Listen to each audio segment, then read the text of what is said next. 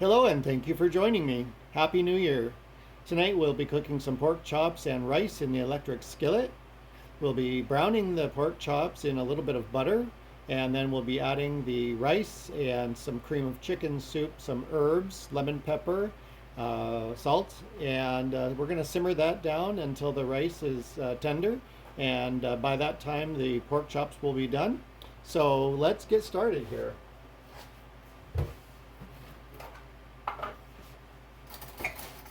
I'm going to take just a little bit of butter to melt down here in the pan. It is very cold out, about 16 degrees right now, and maybe 10 inches of snow on the ground. So this was a request.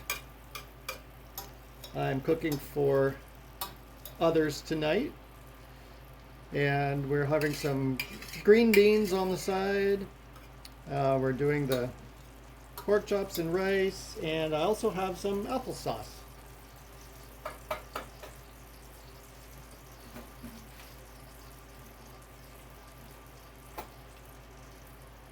Okay, so we'll go right in with the pork chops. I have two.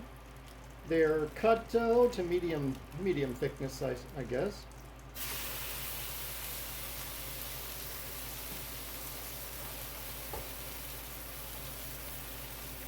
I do hope the start of the new year has been kind to you.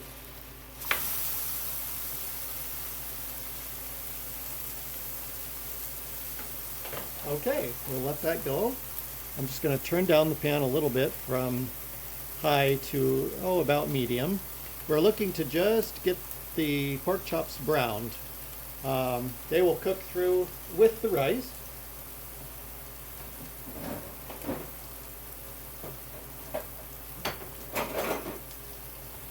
I'll get my tongs ready.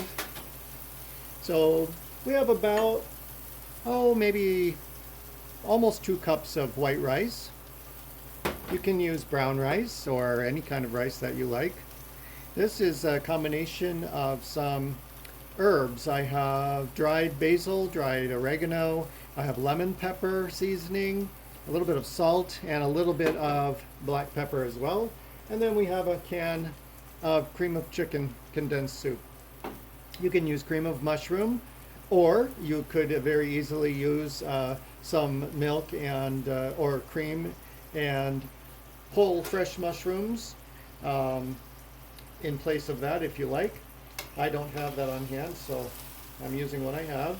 All right, I'm going to need the spatula, I think.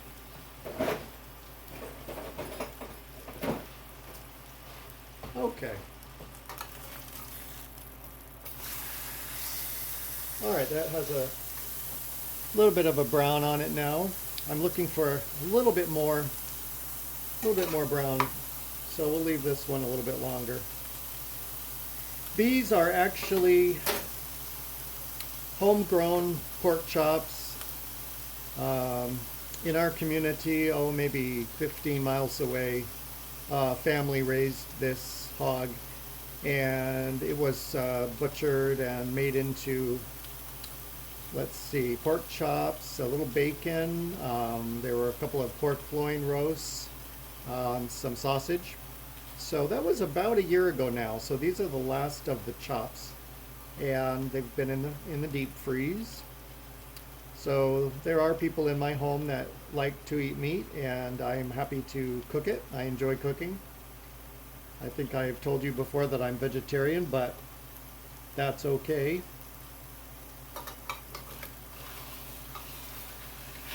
Okay, we'll get these browned up real nice here.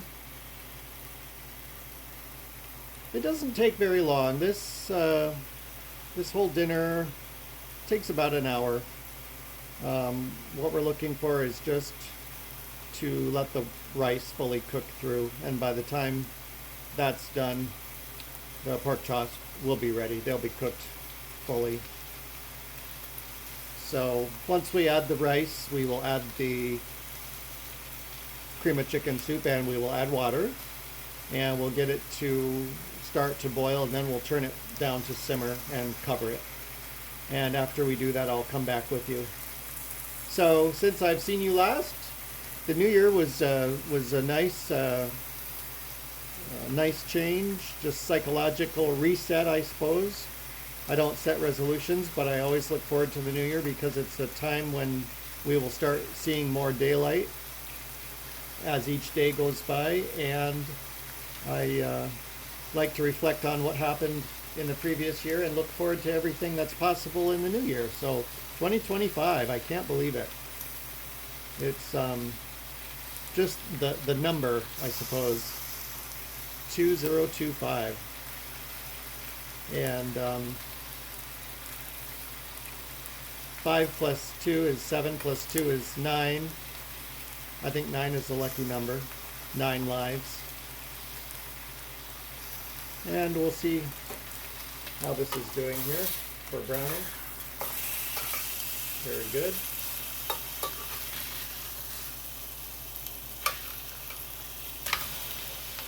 Okay. Oh, they smell good already.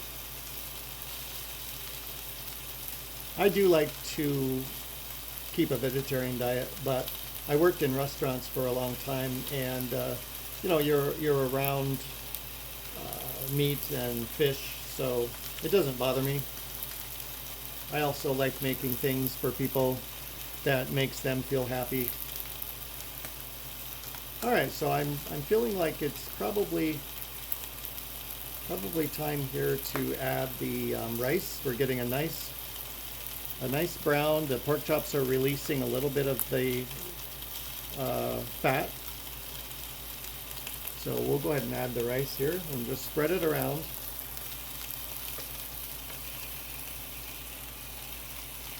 Okay.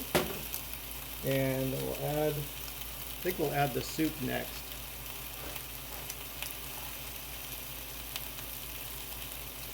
Actually, you know what would be a good idea is if we take the soup, let's put it in a container and get a little water going. And we'll get this in a container and add a little bit of water.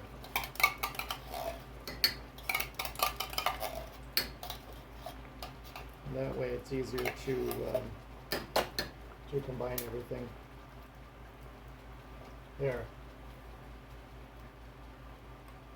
So I'm using about 3 parts liquid to 1 part rice.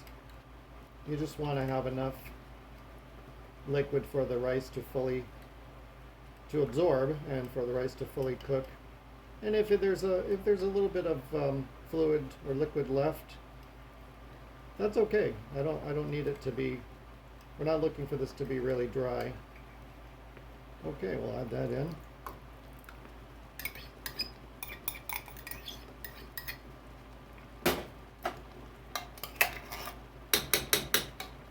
And we'll go in with our herbs and lemon pepper, a little bit of salt.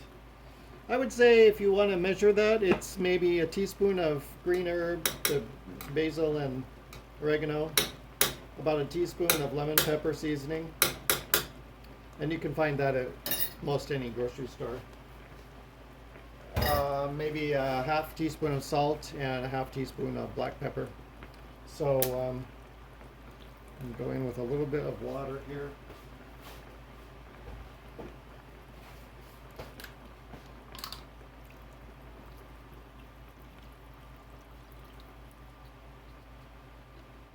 Okay, and what we're looking for is for this to come back up to a boil, and as soon as it does that, we will put the lid on, turn it down to simmer, and then I will come back with you. This is also the same dish that I have seen people make with chicken. You can do chicken with rice cooked all together.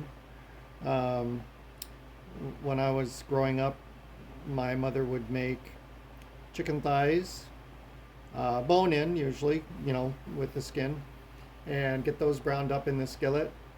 Add rice, add cream of mushroom soup, water, some seasonings, and cover it and simmer it for an hour or hour and a half. And something about the chicken or the pork cooking with the rice really flavors everything really nicely. So we're just having some French cut green beans tonight as a side.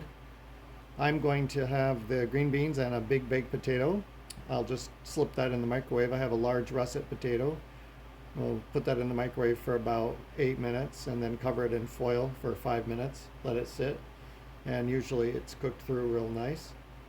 So I'll have a baked potato and I'll have some green beans and some garlic bread. This week there are many projects that will happen. The barn was cleaned 2 days ago. Most of the manure was removed and spread onto the field. Today one of the steers was taken in a trailer and he's going to become steaks. So there are some customers who are buying that. Also the four calves in the barn are doing very well. I'll have to walk you through there. Maybe we'll do that tomorrow afternoon so you can see them. They're really growing quickly, very quickly, and so everybody's doing fine. Winter is here. It's a very cold and snowy winter compared to the last few years. But that'll be good because it replenishes our groundwater. We have very good clean groundwater here for drinking, and we use it of course for the cows. If you have a garden in the summer, you really never need to irrigate it because there's enough rain in the summer to keep everything going along nicely.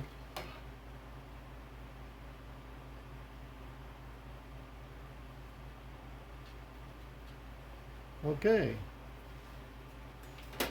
I see some bubbles. We'll wait till it really gets hot.